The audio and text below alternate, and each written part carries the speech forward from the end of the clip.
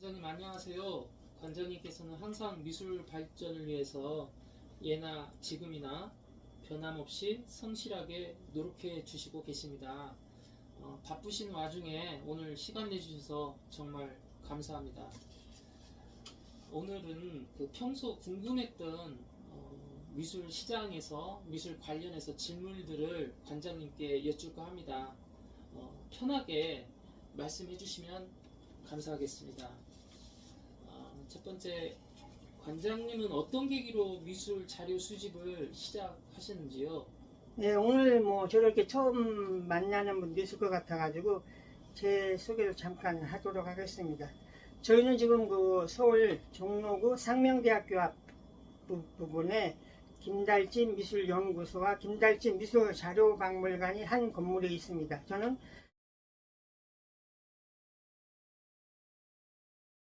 김달진 미술연구소 소장이고 또 김달진 미술자료박물관 관장입니다. 김달진 미술연구소는 제가 과거에 국립현대미술관에 15년간 근무를 하고 또 우리나라 메이저 화랑인 가나화랑 지금 가나아트센터 자료실장으로 6년간 있다가 제가 이제 독립을 하면서 김달진 미술연구소를 2001년 12월 1일에 개소를 했고요. 2002년 1월에 서울아트가이드라는 잡지를 창간을 했습니다. 그래서 김달진 미술연구소는 저희 잡지를 발행하고 외부의 어떤 연구 용역 프로젝트 이런 일을 하고 있습니다.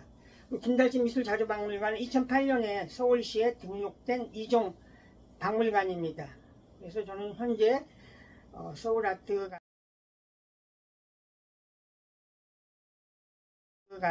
발행인이며 또 미술 아키비스트 또 유튜버이기도 하죠.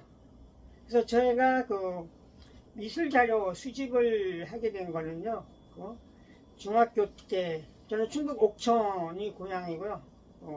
초등학교 4학년 때 어머니가 돌아가시고 막내였습니다. 그래서 저는 어떤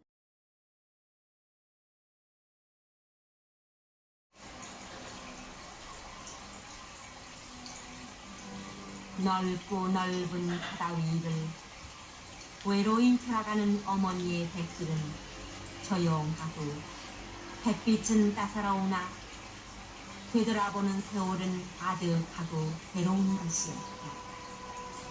가슴을 설레이면서 반대하는 남편 몰래 딸을 국민학교에 입학시키는 일도 어제만 봤다. 또한 저에 대한 어떤 소외감 이런 거를 이렇게 외부의 어떤 자료를 수집하면서 그것이 이제 오늘날까지 발전했는데요. 지금이야 뭐 여러분들이 예술의 전당에 가서 피카소 원화를 보고 하는 시대이지만 그 당시는 우리가 상상도 할 수 없었었죠. 이제 50여 년 전 얘기니까요. 그러면 그 당시에 우리가 뭐 주부 생활이나 여원 이런 데에 칼라로 모나리자 그림이 화보로 하나 나오고 뭐 피카소 그림이 하나 나오면 저는 그걸 그냥 오려서 모으는 그런 수집의 재미에서부터 미술 자료 수집을 해서 그거를 이제 50년 이상 평생 해오다 보니까 이쪽에 어떤 이제 전문가가 된 거죠. 그래서 그런 거에서 이제 저는 미술 자료 수집을 시작을 했었습니다. 네, 김달진 관장님께서는 과거 국립현대미술관장님도 하셨던 이경성 선생님과 특별한 관계를 가진 걸로 기억하고 있습니다. 이경성 선생님이 관장님께 어떤 영향을 주셨는지도 궁금하고요. 관장님이 생각하시기에 이경선 선생님은 어떤 분이셨는지 그동안 알려지지 않은 이야기를 중심으로 해주셨으면 좋겠습니다. 네, 이경성 관장님과의 인연은 제가 이제 고등학교 다니면서 미술자료 수집을 많이 했습니다. 그래서 그걸 가지고 어떤 스크랩북을 만들었어요. 그래서 그걸 누구에게인가 이렇게 보여주고 싶고 또 인정을 받고 싶고 그래서 그 당시에 이제 미술에 대한 여러 자료, 책 이런 걸 봤기 때문에 그 당시에 이제 뭐 미술평론가로 제가 기억하는 사람들이 뭐 이경성, 뭐 오광수, 이일 이런 여러분들이 있었습니다. 그래서 그분들 한번 만나고 싶은 그런 접촉 이런 거 시도를 잘 안 됐었고요. 고등학교 3학년 때 여러 차례 이제 전화를 드리고 했는데 이경성 관장님이 홍익대학교 박물관 관장이셨습니다. 그래서 한번 오너라 그래서 홍익대학교에 갔는데 그때 홍익대학교 박물관의 관장으로 계셨을 때 제가 만들었던 그 서양 미술 전집 스크랩북 10권을 가지고 가서 보여드렸어요. 근데 이경성 관장님이 좀 깜짝 놀랐죠. 무슨 뭐 간단한 어떤 스크랩북 정도를 해올 줄 알았는데 서양 미술을 뭐 르네상스, 바로코, 로코코 뭐 19세기에서부터 뭐 20세기 해가지고 우리가 얘기하는 뭐 야수파, 입체파, 뭐 표현파 막 이렇게 가지고 10권의 스크랩북을 만들어 가지고 가서 보여드렸더니 이제 관장님도 아니 고등학생이 이렇게 여기에 이렇게 열중할 수 있었나 이렇게 대단해 그러면서 이제 등 한번 두들겨 주면서 굉장히 대단하다 잘해봐라 이런 식으로 등을 한번 두드려 준 것이 저한테는 이제 평생의 어떤 큰 힘이 됐던 거고요. 또 그것이 선생님과의 어떤 인연으로 이어지고 또 어떻게 보면 저에 대해서는 하나의 멘토 이렇게 된 거죠. 그래서 그때 이제 그 선생님 관장님을 알게 됐고 그 후에 제가 이제 그 월간 전시계라는 잡지에 근무하면서 이경성 관장님을 찾아뵙기도 하고 그랬습니다. 그러다 이제 세월이 흘러서 1981년에 국립현대미술관 관장으로 이경성 관장님이 부임을 오셨어요. 그 당시에는 국립극장, 국립현대미술관, 국립국악원이 다 행정직 공무원들이 문화기관의 기관장을 했는데 그 당시 대통령령이 바뀌어서 그 분야의 전문가가 기관장을 해야 된다. 그래서 그 세 개 기관의 전문가들이 오신 거죠. 그래서 이경성 관장님이 그 역대 행정직 관장 이어서 처음으로 미술적 전문가로서 관장으로 오셔서 81년에 관장님이 근무를 시작을 했고요. 그래서 또 이경성 관장님과의 그 인연이 있어서 제가 이경성 관장님한테 전화를 드리고 했었었죠. 저는 국립현대미술관에서 근무를 하고 싶습니다. 그러니까 뭐 저는 청소를 해도 좋으니까 미술관에서 일을 하게 해달라고 그랬는데 사실 그게 쉬운 일이 아니죠. 그래서 저는 일종의 임시직이라고 우리가 얘기를 하죠. 그래서 우리가 108 뭐 일용작급 이제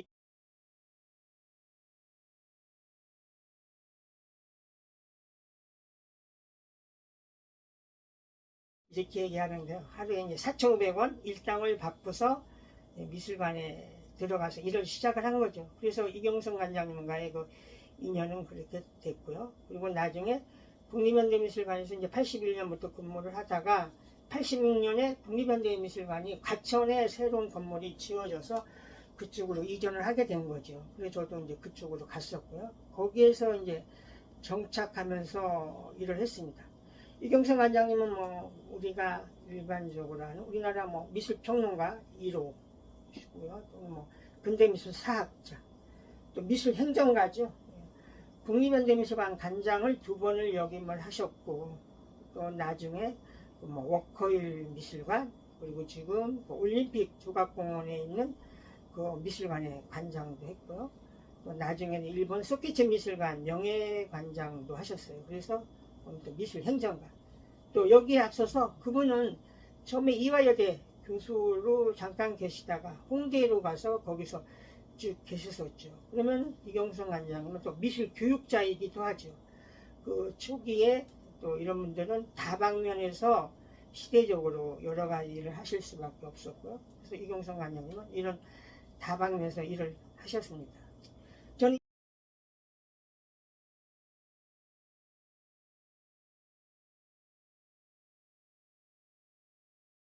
저는 이경성 관장님을 하나의 저는 휴머니즘 이렇게 휴머니스트 이렇게 얘기를 하는데요.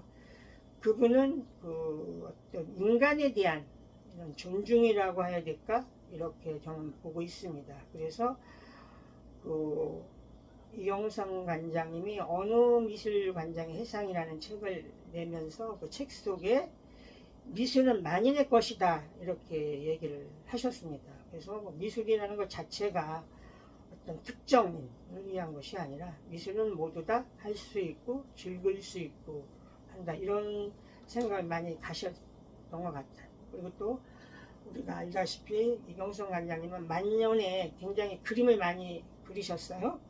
그래서 어떤 여기로 그리셨지만 또 어느 정도 수준이 돼서 개인전 이런 것도 많이 그리셨는데요. 그래서 또 거기 그림의 주제가 어떤 인간, 사람의 분상이라고 할까? 이런 거를 많이 그리셨어요. 그래서 결국은 어떤 휴머니즘, 인간에 대한 존중, 인간에 대한 이런 거.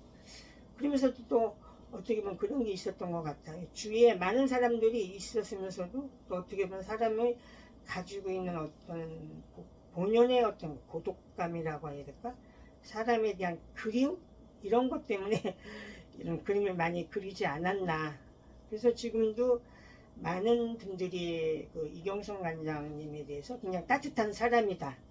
그렇게 해서 그리워하고 또 나중에 그 이경성 관장님이 성남미술문화재단이라는 걸 만들어서 그 성남미술상에서 작가들을 젊은 작가들을 선정해서 그 상을 주면서 많은 또 젊은 작가들의 힘이 돼주셨고요. 또 나중에는 그의 영향을 받은 후배들이라든지 또 여기들이 선생님을 기리기 위해서 성남미술 일원가상 이런 걸 제정을 했죠. 그래서 그거를 모란미술관 주축으로 이렇게 시상을 하다가 몇 년 전에는 그 이경성 관장님이 인천 태생이죠. 그래서 공식적으로 인천시로 넘어갔습니다. 그래서 인천시에서 예산이 지워지고 초대 인천시립박물관 관장을 하셨기 때문에 인천시립박물관의 주관을 해서 매년 성남미술 일원가상을 시상하게 됐습니다. 그만큼 미술계에 끼친 영향이라고 해야 될까요? 이런 것 때문에 이제 그를 이렇게 많은 사람들이 기리고 있지 않나 이런 생각을 했습니다. 이 선생님이 지금 네. 김영준 선생님 따님이시잖아요. 예. 지금 연세가 어떻게 되시죠? 지금 김재희 선생님이 요번 2월에 김달진 한국미술 아키비스트라는 책을 냈습니다. 굉장히 저에겐 좀 소중한 책이죠. 왜냐면 제가 제 얘기를 쓴 자서전이 아니라 그 김재희 선생님은 우리가 잘 알고 있는 조각가 김영중 선생님의 따님입니다. 그래서 일찍이 이런 도슨트에 관심이 있어서 우리나라 도슨트 1세대라고 얘기를 할 수가 있습니다. 그래서 국립현대미술관에서 도슨트 일을 많이 했고요. 벌써 처음 가는 미술관, 유혹하는 한국의 미술가들이라는 책을 내서 이 책 자체가 세종도서 교양 부분에서 선정이 됐습니다. 그래서 현재도 이런 도슨트 역할을 하고 지금은 이제 뭐 도슨트보다는 미술 해설가 이런 말을 본인도 좋아하는데요. 본인도 지금 유튜버이기도 하고요. 또 여러 곳에 그 강의 이런 거를 많이 나가고 있습니다. 그래서 이 책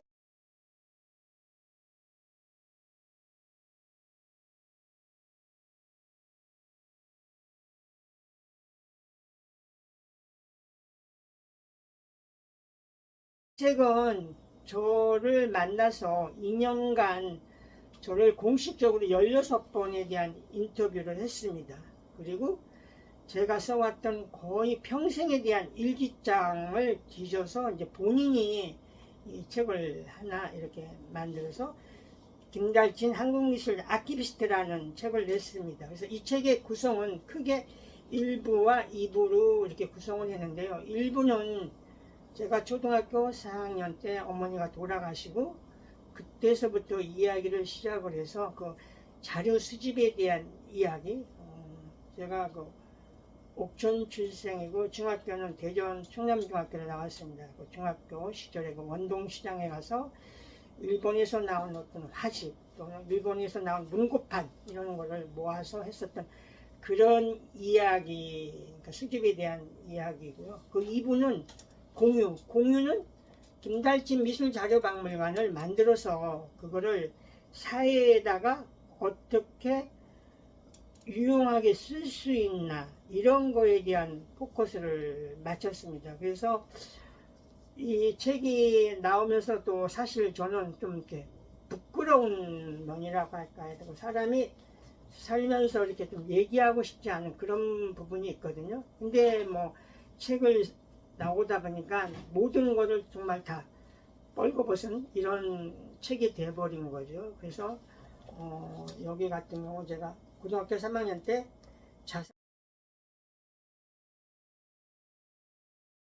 자살을 하겠다고 해서 50알의 그 수면제를 모아서 죽겠다고 하면서 손톱을 길러서 손톱을 잘라가지고 일기장에다 붙이고 했는데, 저는 그 야간 고등학교를 다녔고요. 또 그때 형님 밑에서 공부를 했습니다.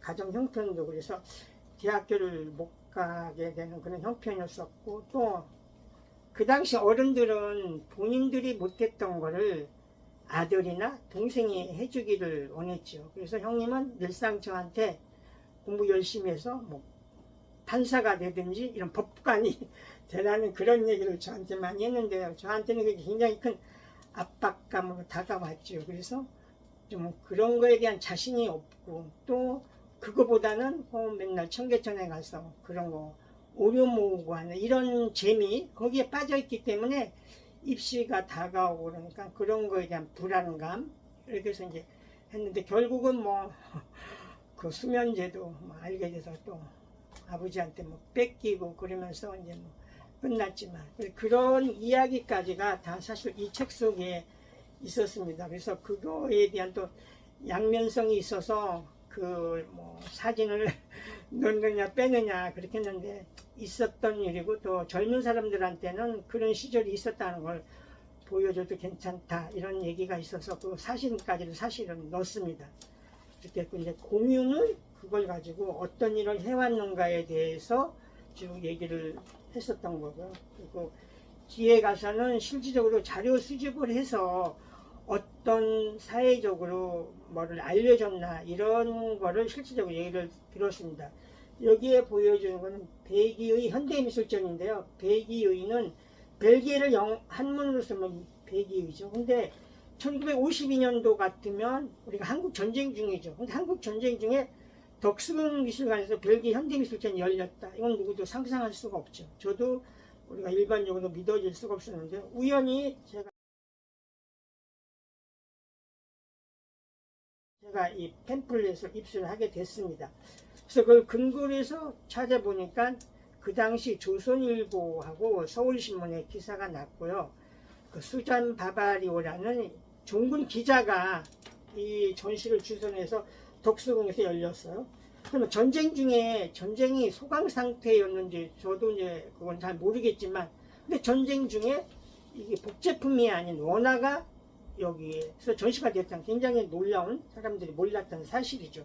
그래서 이런 자료에 의해서 미술사에 몰랐던 부분, 이런 것들이 사실은 서술이 되고 기록이 되는 거죠. 그래서 그런 역할이, 그래서 그 아카이브의 중요성, 아카이브로 무엇을 할 수 있나, 그런 사례, 이런 것들을 이제 여기에 실제적인 몇 개의 중요한 소장품을 가지고 얘기를 한 이런 거를 책으로 담았고요. 저는 또 책에 대해서 제 나름대로 좀 안심이 됐다고 할까, 만족한 거는 이분이 그냥 저에 대한 얘기를 뭐 구술체독을 한 게 아니라 그거를 자기 나름대로 어떤 객관적인 평가를 했고요.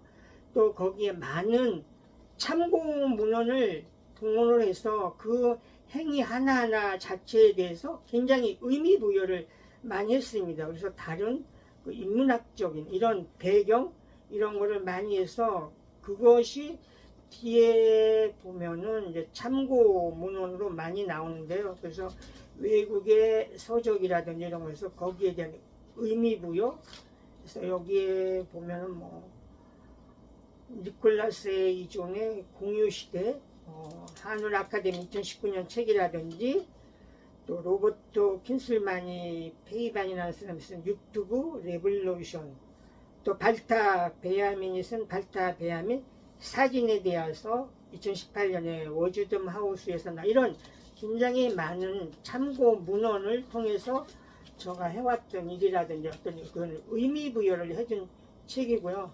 그래서 그날 2월 초에 그 예술가의 집에서 사실 출판 기념을 했는데요. 그날 굉장히 눈이 많이 왔었습니다. 더군다나 시간도 아침 10시 시간이었는데도 많은 분들이 참석을 해주셔서 굉장히 축하를 해줬고요.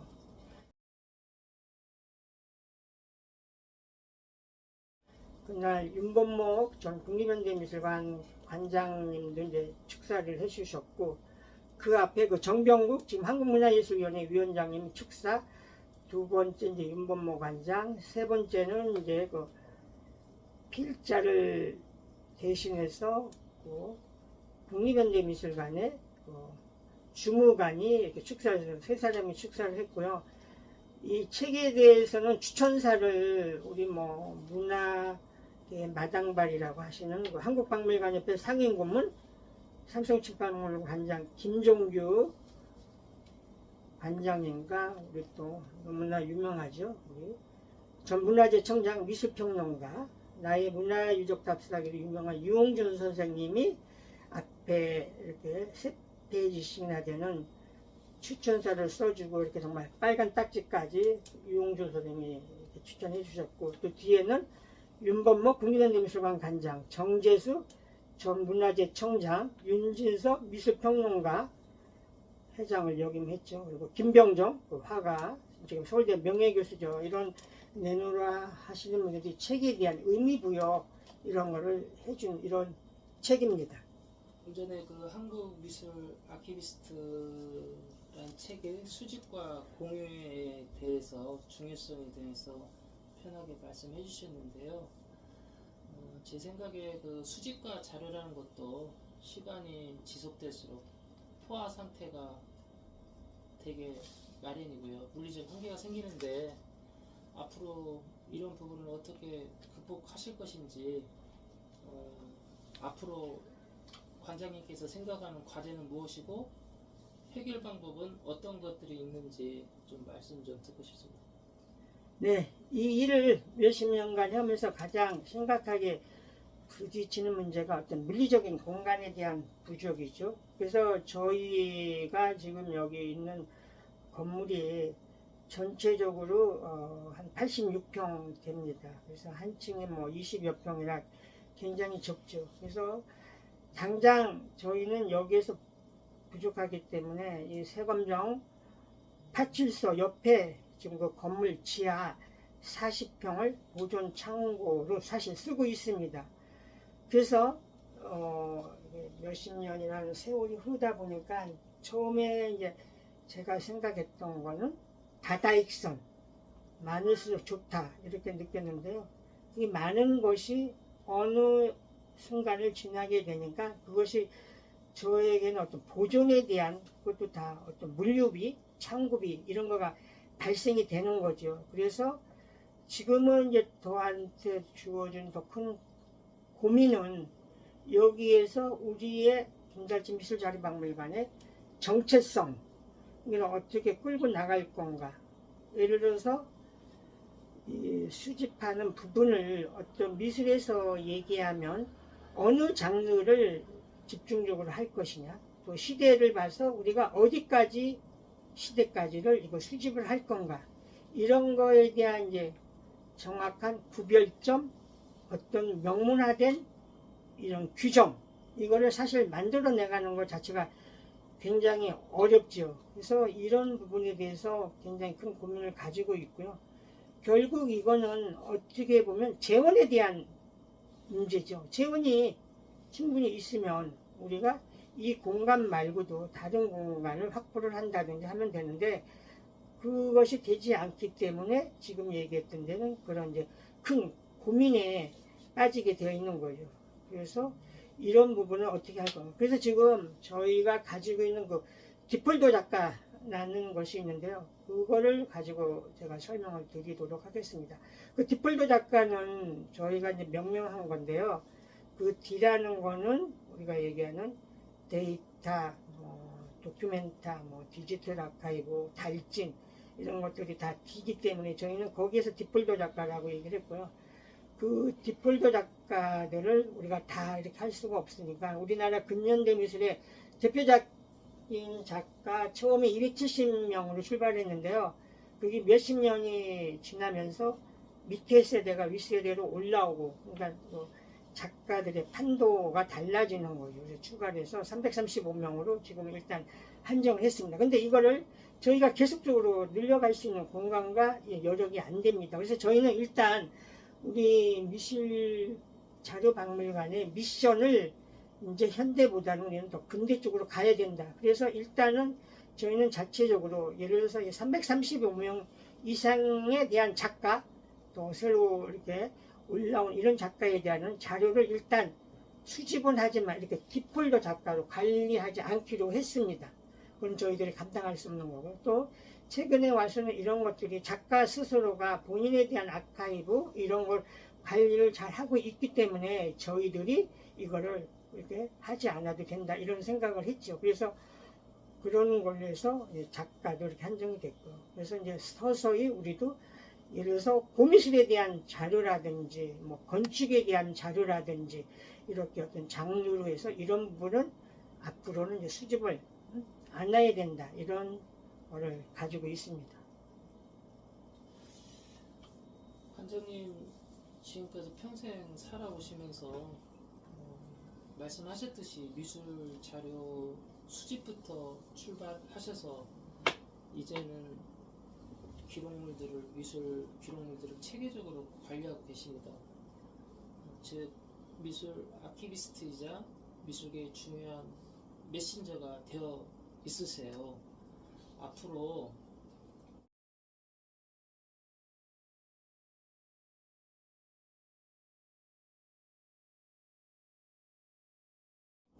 남은 여정 하시고자 하는 일이 무엇인지도 사실 궁금합니다. 예, 그 미술 아키비스트 김달진 이렇게 얘기할 수 있는데요. 사실은 제가 처음에 출발할 때 뭐 미술 자료가 뭔지, 또 그 당시에는 지금처럼 뭐 아카이브라는 용어가 사회적으로 뭐 통용이 됐다든지 그렇지도 않은 시대였었죠. 근데 그런 것들을 차근차근 이렇게 쌓아 올라오면서 하나하나씩 발전했습니다. 그래서 저는 또 제가 살아온 어떤 스타일이 어떤 목표를 정해서 그 일에 매진하는 이런 성격이 아니고요. 뭐를 하면서 그것이 이렇게 한 단계 한 단계 올라가면서 발전해온 그런 케이스이죠. 그래서 자료 수집을 하면서 그 당시에 뭐 글을 쓰면서 괄호 속에 김달진 뭐 국립현대미술관 자료실 이렇게 괄호 속에 넣기도 했었고요. 그것이 어느 정도 지나서 나중에 제가 제 글을 보니까 괄호 속에 미술자료 전문가라는 그런 명칭을 스스로 썼었던 것 같아요. 또 그런 것들이 사회적으로도 어느 정도 또 인정을 받고, 또 제가 썼던 글쓰기 작업이 다른 평론가나 미술사가들과 다르게 어떤 자료를 축적해서 그걸 도표를 만들고 연표를 만들고 이런 걸 분석해서 쓰면서 이렇게 됐고요.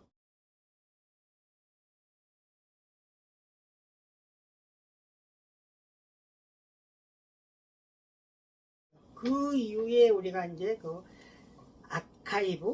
아카이브는 뭐 여러 가지로 해석을 할 수가 있는데요. 보존 가치가 있는 어떤 기록물, 또 그것을 담고 있는 어떤 기관, 이거를 우리가 이제 일반적으로 아카이브라고 얘기를 하죠. 그러면서 이제 거기에 전문 종사자가 우리가 이제 아키비스트라는 말을 쓰겠는데요. 그 미술 아키비스트라는 거에 대한 또 이런 거에 대한 필요성은 굉장히 제가 실감을 했는데요. 2004년에 일본 아트 도큐멘테이션 연구회 영어로 JATC 창립 15주년 행사가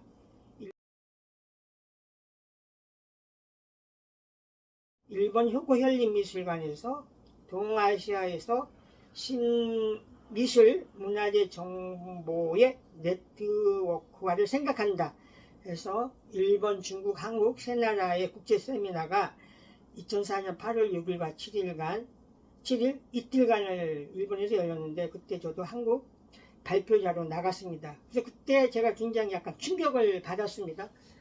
우리나라는 이런 유사한 단체가 많이 있는데, 이런 단체는 없는데, 아니 일본에서는 아트 도큐멘테이션 연구회가 벌써 생겨서 15주년이 됐어. 그러니까 제가 스스로 굉장히 많이 놀란 거죠. 그래서 이런 거를 만들어야 되겠다 하면서 이제 계속 머릿속에 담고 있었고요. 그리고 저희가 2010년에서 14년 4년간은 저희가 홍익대학교 앞에서 한국미술정보센터라는 걸 운영을 했습니다.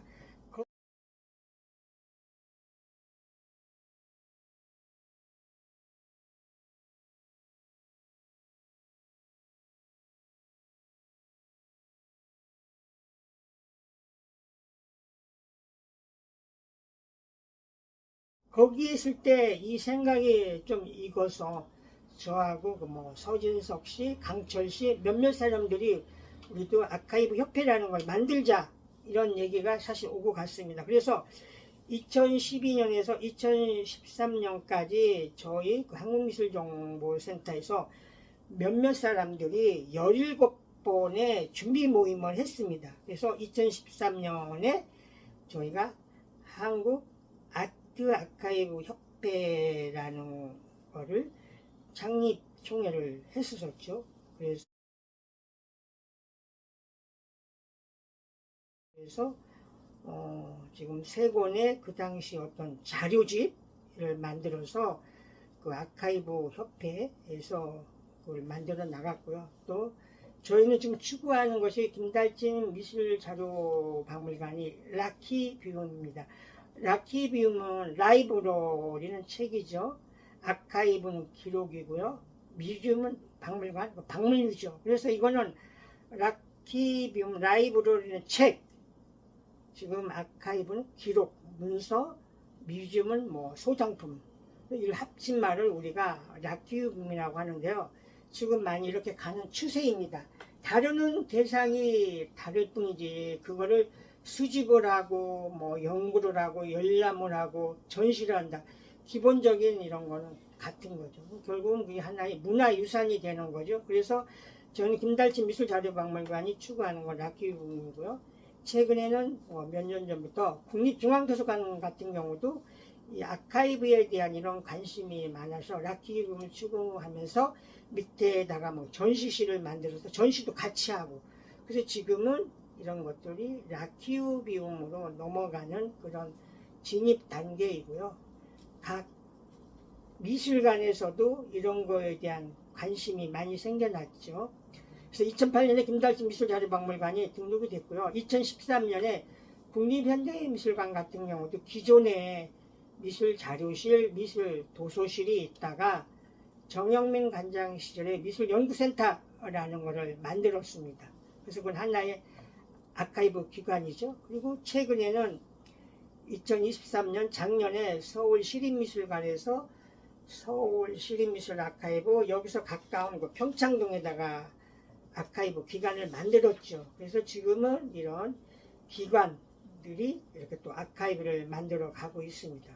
그래서 그런 어떤 미술 아카이브, 아키비스트의 선구자로서 또 이거하고 또 이렇게 연관을 지을 수가 있는데요.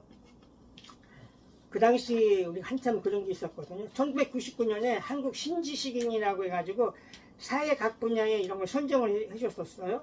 그때 그 정보통신정책연구원에서 저도 99년에 한국 신지식인에 선정이 됐었습니다.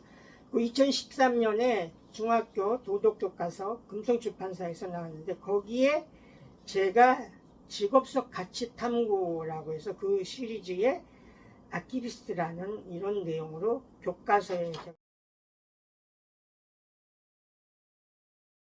제가 소개가 됐고요. 취미로 직업을 만들다. 그래서 중학생의 어떤 하나의 앞서가는 사람으로서 신문 쪼가리 이런 것만 모아서 이게 결국은 직업이라는 게 됐다는 것이 사실 교과서에 실려졌고요. 그건 굉장히 상징성이 크죠.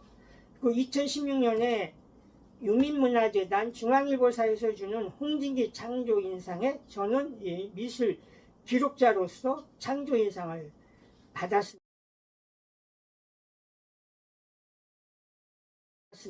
그때 재미있는 에피소드는 그 당시 창조인상 뭐 30, 40대 젊은 사람들이 상을 받았는데요. 그때가 제가 뭐 50대 후반 60대 거의 됐는데 어떻게 나이 많이 먹은 사람이 창조인상이 되느냐. 선정위원회에서 그런 뭐 왈가왈부 얘기가 있었다는 나중에 뒷얘기도 들었는데요.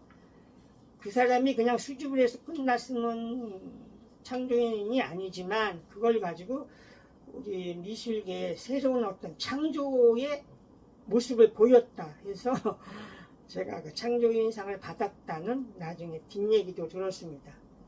그리고 2018년에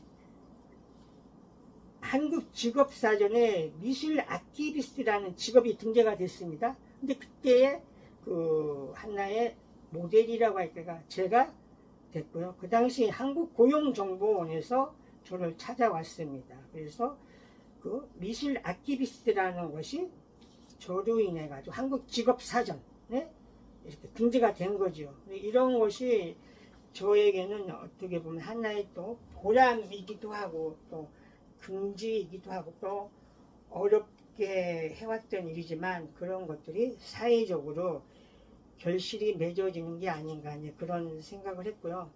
또 하나 그 미술 아카이브에 종사를 하면서 제가 느낀 거는요. 이것이 지금은 사회적으로 중요한 거에 대해서 많이 인식이 됐는데요. 이게 직접적인 어떤 직업하고 연결이 어렵습니다. 큐레이터는 독립 큐레이터라는 것이 있기 때문에 전시 기획을 잘해서 어떤 비수기에 어떤 미술관에서 전시를 해서 펼쳐 보일 수도 있지만 아티비스트는 어떤 기관 베이스가 없으면 어디서 자기가 근무를 할 수가 없죠. 그래서 한국 아트 아카이브 협회에서 그런 거를 약간 정부에다 건의도 했었어요. 각 미술관 박물관에 한 명의 큐레이터를 둬야 되는 것처럼 아티비스트를 하나 둬야 된다. 두게 해달라. 이런 것들이 법으로 정해지면 자연적으로 그쪽에 대한 직업에 대한 필요성과 이런 것들이 확대가 되는데요. 그래서 이 아카이브 아티비스트의 어떤 또 가지고 있는 한계가 아닌가 이런 생각이 들었고요. 또 제가 계속 회장을 할 수가 없었습니다. 회장으로서 1년에 뭐 한 번이라도 이 학술대회를 하려면 몇백만 원 이런 돈을 또 마련해야 되는데 뭐 후임 회장이 아무도 없는 거죠. 뭐 부회장, 뭐 대학 교수도 있었지만 자기들도 못하겠다. 그래서 할 수 없이 제가 만들었던 한국 아트 아카이브 협회를 2022년에 제가 이걸 활동을 못하면서 계속 끌고 갈 수가 없죠. 그래서 정확하게 폐업을 해서 종로 세무서에 폐업을 해서 한국 아트 아카이브 협회는 접게 됐습니다. 그래서 사실은 스스로 만들어서 스스로 협회를 접게 되는 또 이런 어떻게 보면 역사적인 일을 제가 또 겪기도 했습니다.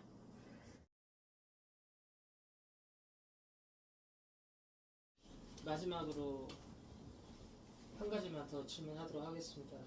최근에 근대 미술관 건립에 대해서 토론이 있었는데요. 관장님께서는 어떤 생각을 가지고 계신지 궁금합니다. 네, 저도 뭐 미술 자료 수집가, 아티비스트. 그래서 사실 그 오래전에 한국 근대미술사학회 창립을 할 때 사실 저도 창립 회원이기도 했었습니다. 그 당시 초대 회장이 윤범모 회장이었었고요. 지금은 없어진 그 무교동 거기서 그 겨울이었었죠. 거기에서도 출발을 하고 이게 나중에 한국 근대미술사학회가 한국 근현대미술사학회로 발전이 되면서 근현대를 아울리는 이런 학교로 발전을 했죠. 그래서 지금은 또 근대미술 연구자들이 사실 많이 배출이 됐습니다.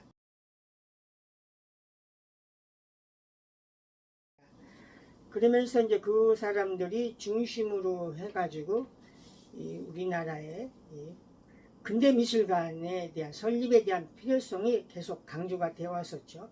국립현대미술관에서 근현대 미술을 다 아울리는 미술관이라고 하지만 아무래도 이 현대에 치중을 하게 되는 거죠. 그리고 뭐 그 기능을 덕수궁미술관에서 1년에 뭐 2건 그런 정도의 뭐 근대 미술에 대한 전시를 하지만 그거에 대한 한계점이 분명히 있는 거죠. 그래서 그 정준모 씨, 최열 씨가 중심이 돼서 그 민간 쪽에서 근대 미술관을 만들자는 모임 이런 걸 만들었어요. 그래서 세 차례에 대한 세미나 포럼을 했고요. 가장 최근에 7월 23일 날 한국 프레스센터에서 있었습니다. 그래서 그날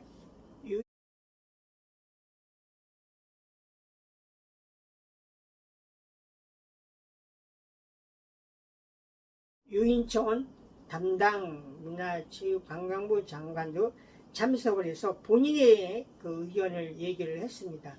본인이 또 이런 얘기를 했죠. 국립현대미술관 서울관 만들었을 때 그 기무사 자리라고 우리가 얘기를 했잖아요. 그 국군통합병원인가요? 그래서 그때 이제 이명박 대통령 시절에 그걸 만들어서 그런 경험도 있고, 본인도 근대미술관에 대한 이런 거에 대한 필요성, 이거를 본인도 알고 있다. 그렇게 얘기를 하는데요. 이것이 이제 원만하게 되려면은, 제가 보는 관점에는, 제가 최근에 월간 춤이라는 잡지에 저도 이렇게 한 달에 한 번씩 글을 쓰는데요. 제가 이제 느꼈던 거는, 지금 이렇게 민간 차원에서 얘기하는 이 근대 미술관이 있고요. 또 우리가 몇 년 전에 알고 있듯이 이건희 컬렉션이 국가의 기증이 됐어요. 근데 이런 것들이 국립중앙박물관, 국립현대미술관, 전남도립미술관, 광주시립미술관 이렇게 그 유족들에 의해서 작품이나 이런 것이 다 분산이 돼서 그것들이 그 미술관, 박물관의 소장품으로 이미 등록이 됐는데요. 또 이게 어떤 취지에서 지난번 정권, 지난번에서 이건희 기증관을 만든다 이렇게 얘기를 해서 지금 우리가 그 안국동 노타리에 송년부지를 정했죠. 그리고 거기에서 지금 국제설계 공모까지 나갔습니다. 그러면 거기는 거기대로 또 추진을 하고요. 또 하나는 윤석열 대통령이 공약사업으로 대구 쪽에 근대미술관을 만든다 이렇게 공약을 했습니다. 그래서 처음에 거기는 그 경북도청 자리에다가 만든다 이렇게 했었는데, 그 이후에 대구시 쪽에서는 홍준표 시장을 중심으로 해서 그 자리가 아니고 달성에 있는 그 교도소라고 해야 될까요? 그쪽으로 하겠다 해서 이런 보도가 그 지역신문에 나왔습니다. 그러면 또 거기는 거기대로 추진을 하고 있고요. 또 우리가 지금 국립현대미술관이 서울관, 덕수궁관, 과천관, 청주관, 몇 년 전에 대전 충남도청에 있었던 자리에 지금 분관이 결정이 됐습니다. 그걸 추진 중에 있는데요. 그것이 충남도청이 지금 어떤 문화유산에 해당되는 거죠. 근데 이것이 그 현상 변경을 하려면 여러 가지 이제 문제점이 있는 것 같아요. 그래서 이것도 계속 늦어지고 있고, 이렇게 복합적으로 이렇게 설키고 얽힌 이런 문제를 저는 개인적으로 빨리 문화체육관광부에서 어떤 정리를 한다든지 이렇게 해야 되지 않을까 이런 생각을 하는 거죠. 왜냐하면 국제설계 공모가 나와서 그 결정이 되면 나중에 설계 공모라는 거가 어렵죠. 또 대구에서는 계속적으로 지금 그거를 주장을 할 거고요. 이런 문제들을 더 이렇게 서로 힘겨루기, 또 이렇게 서로 나갈 게 아니라 빨리 어떤 정확한 토론을 한다든지 공청회를 한다든지 해서 이것이 빨리 결정이 돼야 우리가 근대 미술관에 대한 필요성을 누구나 인지하고 건립에 대한 생각을 하고 있는 건데, 이런 것들이 먼저 좀 빨리 정리가 돼야 되지 않을까 이런 생각을 가지고 있습니다. 그래서 우리가 우리의 완전한 근대 미술에 대한 복원, 그것이 근대미술관이 생기게 되면 근대미술에 대한 수집을 하게 될 것이고요. 또 근대미술에 대한 어떤 심도 있는 연구, 그러면서 우리가 일제강점기와 한국전쟁을 겪으면서 등한시했던 우리 근대미술에 대한 이런 것들을 또 되려볼 수 있는 우리 한국 근현대미술사를 총 연결할 수 있는, 복원할 수 있는 근대미술관에 대한 건립은 꼭 필요하다고 이야기하고 싶습니다. 네, 감사합니다.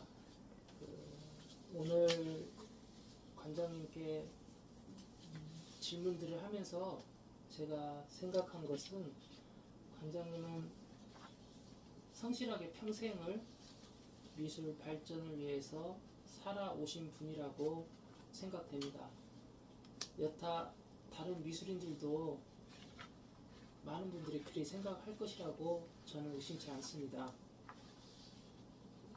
앞으로도 지금처럼 계속해서 열정이 식지 않고 건강하셨으면 합니다. 관장님 오늘 말씀 진심으로 감사합니다. 네, 오늘 이렇게 좋은 시간 내주셔서 감사하고요. 또 새롭게 창간된 우리 월간 미술세계에 대한 또 어떤 기대, 미술세계가 가지고 있었던 그동안의 어떤 역사성, 발행인이 바뀌고야 하겠지만 미술세계 응원합니다.